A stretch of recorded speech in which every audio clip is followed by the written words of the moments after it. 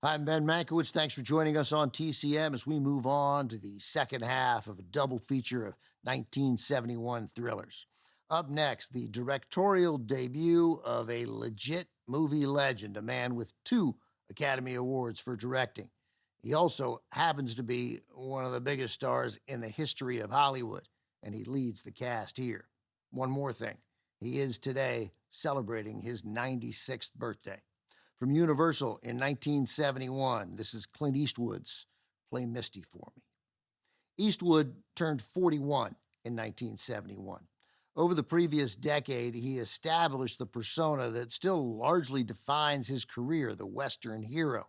It originated through his practical approach on the TV series Rawhide and then exploded into his mythical characterization as the man with no name in director Sergio Leone's Dollars trilogy of spaghetti westerns.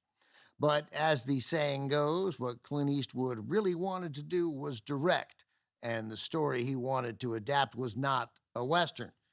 It was a thriller his friend Joe Himes had written about a radio DJ with commitment issues who gets involved with a fan with sanity issues. Eastwood plays the DJ, hosting a late-night radio show in Monterey, California.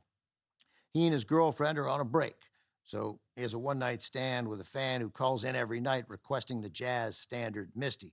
Turns out, no surprise, the encounter means a great deal more to the fan than it does to the DJ, and she expresses her feelings in increasingly menacing ways. That fan is played with intensely focused abandon by Jessica Walter, who many of you know from her brilliant work throughout the early 2000s in groundbreaking comedies like Arrested Development and her voice work on the TV series Archer. Eastwood gave one of his favorite directors, Don Siegel, a small role as a bartender in Play Misty for Me. Siegel had been directing movies since the 1940s, but this was his first credited acting gig on the big screen.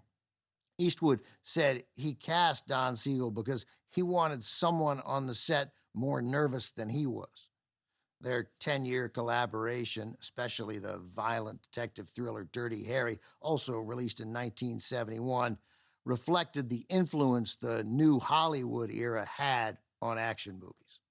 From 1971, also with Donna Mills, shot in Monterey near Eastwood's home in Carmel, including a montage at the Monterey Jazz Festival. Here is birthday boy Clint Eastwood, starring in his directorial debut, Play Misty for Me.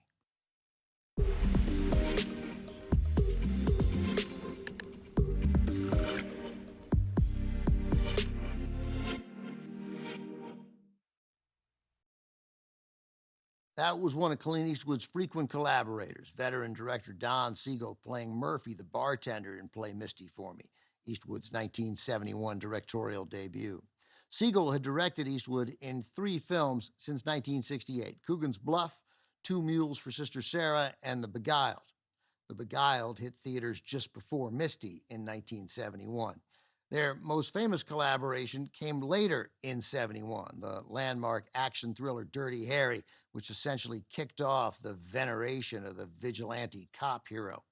Their final film together was memorable as well, Escape from Alcatraz from 1979. Throughout the 70s, Eastwood and Siegel capitalized on the freedoms of the new Hollywood movement that allowed for more realistic depictions of sex and heightened violence on screen. Those changes became the norm in the 80s. The obvious similarities between Play Misty for Me and director Adrian Lyne's 1987 runaway hit Fatal Attraction led some to see Fatal Attraction as a ripoff that might have been worthy of legal action from Eastwood. Eastwood, though, was unconcerned, jokingly telling Fatal Attraction's co-producer Sherry Lansing that she owed him a beer. Coming up, Jacqueline Stewart will be here with Silent Sunday Night. She'll have a 1925 political drama from Russian filmmaker Sergei Eisenstein. Strike is next on Turner Classic Movies. Next on TCM, Strike, then The Walls of Malapaga, and later French Can-Can. Kick it with TCM Imports tonight.